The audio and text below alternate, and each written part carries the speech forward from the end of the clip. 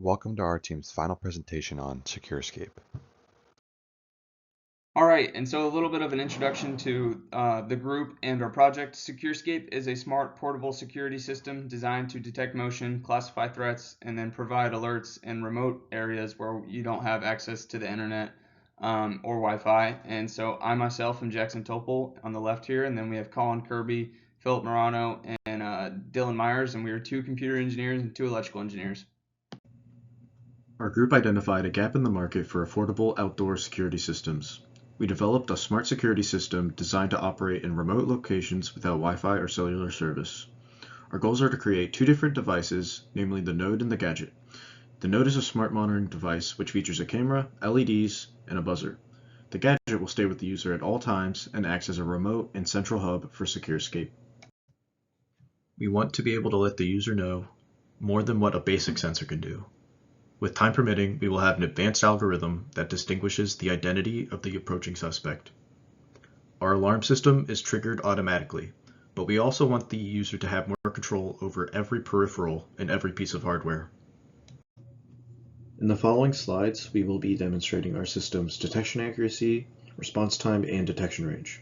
To detect accurately and for fast response times, we need reliable communication across our devices. Detection range is mainly a hardware limitation of the passive IR sensor, but even when movement is detected, our system must reliably react within a minimum of 5 feet away. All right, so just to give more context regarding our project, this is the overarching setup, starting out with our gadget in the middle, the ESP32S3. It serves as the central hub for notifications as it's where the micro router is held. This can trigger the peripherals as a node, and it also acts as the medium for communication between the mobile app and the node, which can also trigger more of the peripherals. And then the node is where most of our active outputs are held, with the alarm and the light. And it's also where motion is detected through the PIR, and then images are captured with the ESP32 cam, then sending messages over the HTTP to the gadget, and then that being seen by the mobile app to then trigger the notifications. The breakdown of our project includes two devices, a central gadget for the user to interface with, and a node to give coverage toward a specific area. There is a router within the gadget that allows communication over Wi-Fi to the node and to the mobile device.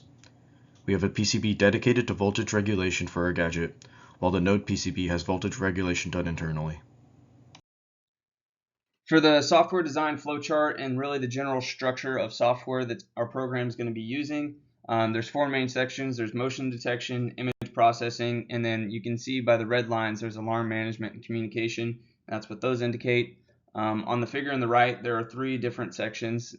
Green on the left indicates our node, yellow in the middle is for our mobile app, and on the right is blue, which is for our gadget. If you'll look at the node on the left and the gadget on the right, there are two similar architectures, and that is because when you develop an Arduino IDE, there's a setup function that is initially ran, and that's what that first layer is. And then there's a loop function that once everything's set up, such as hardware peripherals and really connecting to the Wi-Fi, that's where we'll live. And inside of loop, we will be monitoring system functionality, looking for stuff like hardware peripherals being raised, like the passive IR sensor, and just stuff like that. Our next section will be about hardware. I will begin with the selection process, followed by Dylan, who will provide an in-depth look into our PCB design. In order to stay within our self-restricted budget, we decided to choose the ESP32 cam. It is not the strongest MCU level camera, but is a solid option for its price and overall better for our project than other types of cameras. We will be using the cob strip LEDs because of its ease of implementation away from the main PCBs. Because of its exterior positioning, we made sure to select LEDs that are waterproof with a high IP rating. Through testing, we found that the amperage required for the long strip is too much for GPIO pins, so we split the strip into smaller sections to wrap around the top of the node. We decided to go with the piezo buzzers due to its loud output and low power requirements. Even when performing under its intended power supply, the buzzer performs above our expectations. Please excuse the contrasting colors. This design was made to easily distinguish differing layers and was printed entirely out of black PLA materials. The underside has a space dedicated for PVC piping that will act as a stand to raise the device off the ground. The middle section holds our power, and we have screwed on the node PCB on the front side of both of these pictures' rectangular middle section. The opposite side of the picture's middle section is the power PCB. There is a small gap in the middle section to wire the power bank and LEDs internally. The final product will have plastic wrapped around the red circle to the bottom blue section to safeguard the electronics. For our use, the best MCU is the ESP32S3 because of its fast processor and large memory. Dealing with image processing, the device needs to be very powerful and allow multiple GPIO pins for its peripherals. Our group is also familiar with the ESP architecture and is the clear choice in low dropout regulators are easy to implement and design around. Our fixed 3.3 volt and 5 volt LDOs are a great fit for both the node and the gadget. When combined in tandem, the operating voltage range is wide enough for easy testing and are cost effective for the output that our design requires. We will use the GL iNet Shadow model. The device only weighs 1.4 ounces and is very powerful despite its small size. It is a great fit for a gadget because the trade-off for higher speeds is not worth the dimensional costs. The gadget design is made of 3 layers. The bottom section shown on the picture below will have the power bank and router. There are small holes made for the antennas on top. The gray section in the picture above have both gadget and power PCBs. The top layer, acting as the lid of the gadget, has 4 buttons that we have drilled space for and will easily connect to the interior sections. The sections will combine using Velcro for easy maintenance, as well as the router and power bank. For our first schematic is our schematic for the gadget. It includes the ESP32 Room 1, a micro SD slot, a USB-A connector, a boot, and an enable chip, 4 switch plugs, and test LED plugs. We chose the ESP32 for a few different reasons. The USB native communications, as well as the built-in Wi-Fi antenna, oscillator, RAM, and flash, as well as the universal GPIOs, made it very easy to implement, as well as it had all the functionality we need. We also added a couple of functional buttons required for the ESP32. Both are pulled high. We've also added in a micro SD connector to host the data in the website for our system. For our peripherals and testing, we've added in 4 plugs that will connect to 4 switches on our housing. This will give us the opportunity to switch between different modes in our system, as well as built-in LEDs that will let us test these modes. Our second schematic is for our node.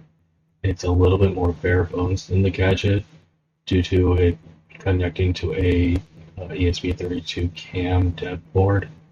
It basically just has power distribution, a USB connector, and a few plugs for our different sensors. Because we're also using the ESP32 as our central component for the node, we were able to duplicate a good number of the subsystems, mainly the power distributions, the USB-C, and the functional buttons. Because the ESP32 CAM doesn't function on a ESP32 S3, we need to implement a USB to UART bridge for our data connection. During initial testing, we found that the ESP32 CAM was a little bit more fragile than we were originally led to believe. This pushed us to install headers for quick removal and replacement of the CAM boards. In the node, our plugs are going to be connected to our alarm system and our sensors. And with the limited GPIO pins, we were only able to put 2 test LEDs onto the node. For the power board schematic, we used a 3-volt regulator and a 5-volt regulator, as well as 2 5-volt plugs, a 3-volt plug, and a USB in and out. For our power regulation, we went just with a very standard layered voltage and a fixed buck converters, mostly due to the fact that they are pretty rugged and aren't very finicky. For our gadget PCB layout for version 3, we went with a 2-layer design. We separated the power board for testing. The top layer is signals, while the bottom layer is power. For the node PCB, we went with a 4-layer design. We kept the power on the board for stability. The top layer was once again signals, the middle layer was ground to reduce noise, and the bottom layer was power once again. For our power PCB, we went with a 2-layer design for this one too. We made it able to be used in line with both data and power, and it works both with the gadget and node. Over the project's evolution, we had a few design changes, mainly on the gadget. We split off the power into a separate board. We removed a lot of components that became irrelevant to the project as it evolved, and we added extra grounding. For the node, we reworked a few of the power outputs. All right, so here we are going to be going into the comparison and selection of software. I myself, Jackson Topol, and Colin Kirby are the two engineers in charge of everything related to software, whether it's embedded software, image processing algorithms, or the front end.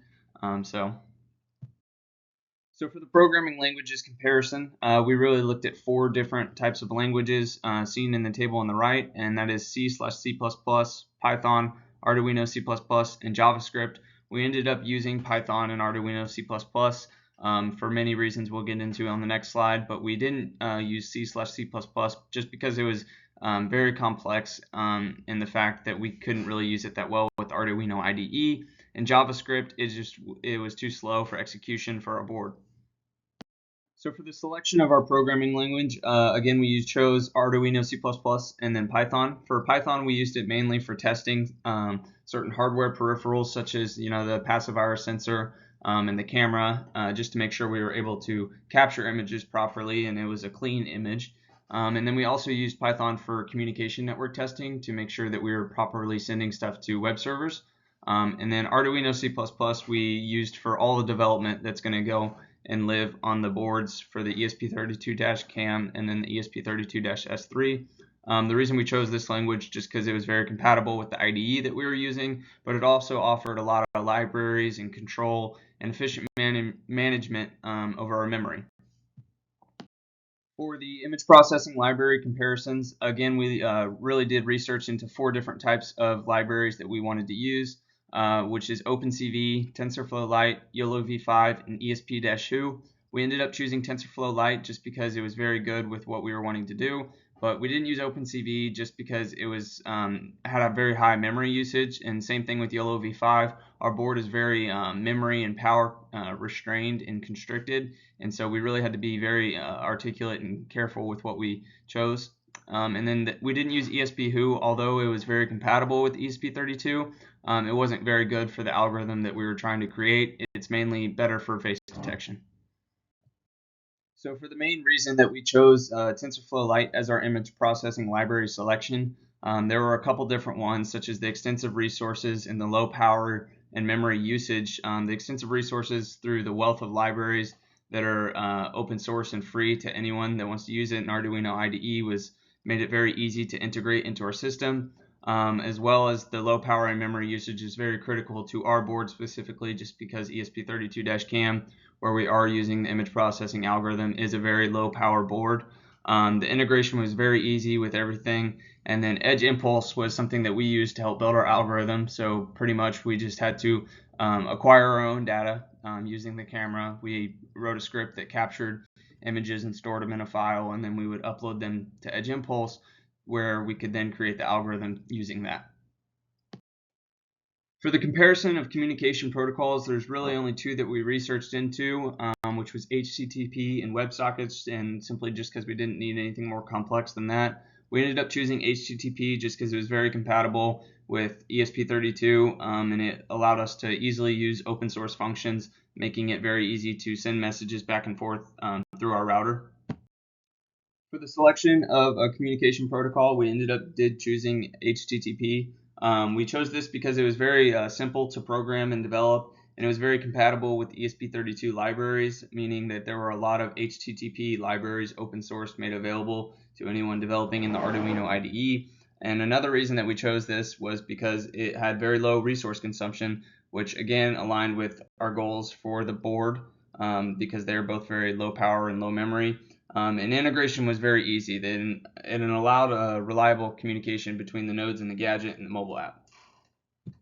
In our research to discover the framework we wanted to use for our mobile app, we compared Flutter, React Native, Ionic, and Xamarin. The table on the right compares some of the most important aspects we decided for our framework.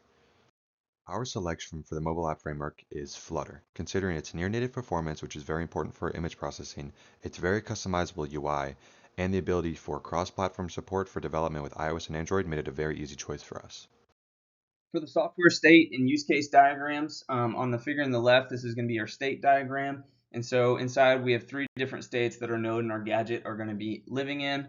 The initial one being a power off where nothing's happened yet. And once power has been turned on, we then move to a setup state where we set up like hardware peripherals and then get all the gadgets and the nodes connected to the router.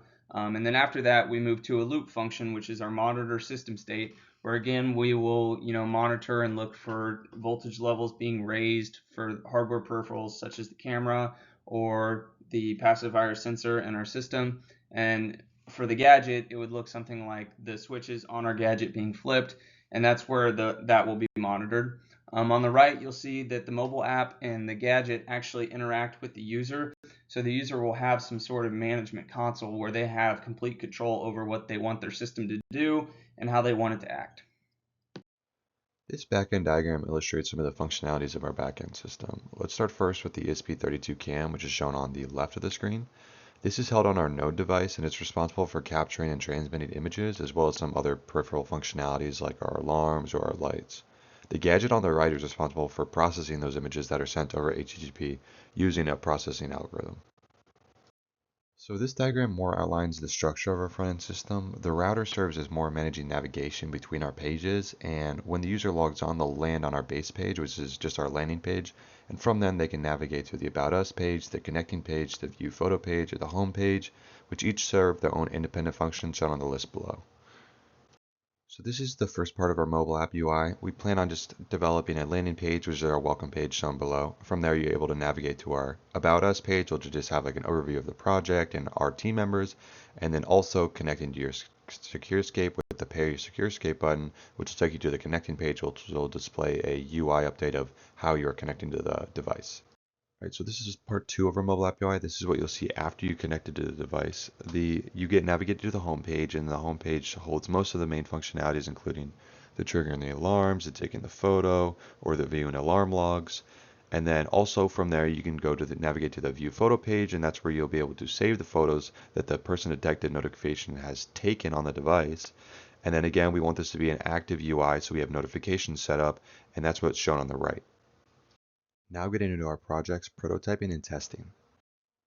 Our software testing will encompass all different aspects of our project, including embedded code, communication network, image processing, all up around system, and front-end tests. This will be broken down more in the following slides. The hardware integration tests include the embedded code for both MCUs to talk to its respective peripherals. We have built breadboards and the PCBs for both the gadget and a node. Our testing includes reading the GPIO pins and verifying successful connections in the serial monitor. In the node, the IR sensor can detect motion in a timely manner and at a much greater distance than required. The camera, which is flagged to take a picture when the IR sensor is triggered, is also correctly sending images to the user's mobile device. Lastly, the LEDs in the node have been properly turned on and off remotely from the gadget switches and mobile device. Other than being a central hub, we wanted to give the gadget functionality as a backup to the mobile app. The alarm turns on automatically, or we can turn it on through a switch. Another switch was successfully able to turn off the alarm.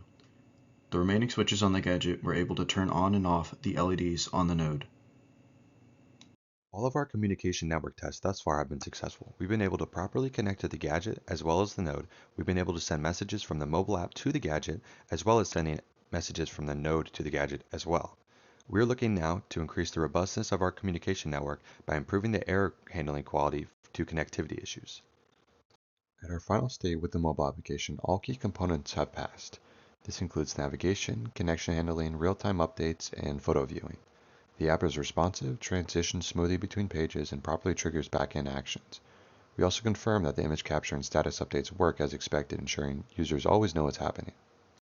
So for a breakdown of our image processing algorithm and how we are going to be testing it, there are going to be 4 different test scenarios, and in those 4 test scenarios, we're going to be testing each component of how our algorithm would actually work in a real-world scenario. For detection accuracy, we are shooting to at least accurately detect people 60% of the time, given that there's a person in the frame. And so for the first test, we're going to be looking at the static environment detection test, and that's just going to evaluate if a person's able to be detected properly in a very controlled environment. So the person is going to be in the center of the frame, for example. And so for the second test, it's going to be a dynamic environment test. The person's going to be in the center of the frame again, but this time we're going to have some background noise, maybe some movement, some objects behind. And then for the third test, it's going to be low light and shadows. That's going to be testing a little bit more real world scenario where maybe it's nighttime and motion's been detected. How well is our algorithm going to work in that scenario? And then we can improve upon these results and add more data for each certain scenario. And for the last test, it's going to be an obstruction and partial visibility test, meaning that the person's going to be a little bit obstructed and he's not going to be as visible as the other tests. For the system integration test, all up round, AUR, no PCB, the objective for this is just going to be to evaluate the system's overall functionality and identify any potential areas of improvement for our system at a very early stage. A description of this is going to have a target person standing in the center of the frame under ideal lighting and moderate background activity conditions. It's going to work like this. A pacifier sensor, if it detects motion, an image will be captured. Once the image has been captured, the ESP32-CAM uses TensorFlow Lite to perform person detection, and if a person's been detected, an HTTP message is going to go out to the gadget. And so the gadget will then send messages to both the mobile app, and you'll receive a notification on there, and then the gadget will also send a notification out to the nodes to where then the alarm will be sounded. And so success for this looks like seamless operation of all components and accurate notifications for detected threats. And those notifications would look like a mobile app notification and also seeing that the alarms have been sounded. Now for the project's administrative content. We decided to cap our budget to encourage better spending. The total cost we estimated is around $500 so far, which is well below what we estimated was needed. For our bill of materials, we were aiming for a $450 maximum for our project. We made it under that and were able to achieve everything we needed. One of the biggest factors of that was the in-house housing build.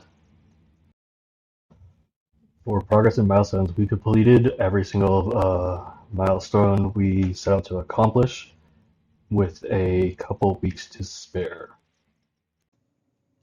Our software team, Kirby and Jackson, split most of their work between the front end and back end respectively.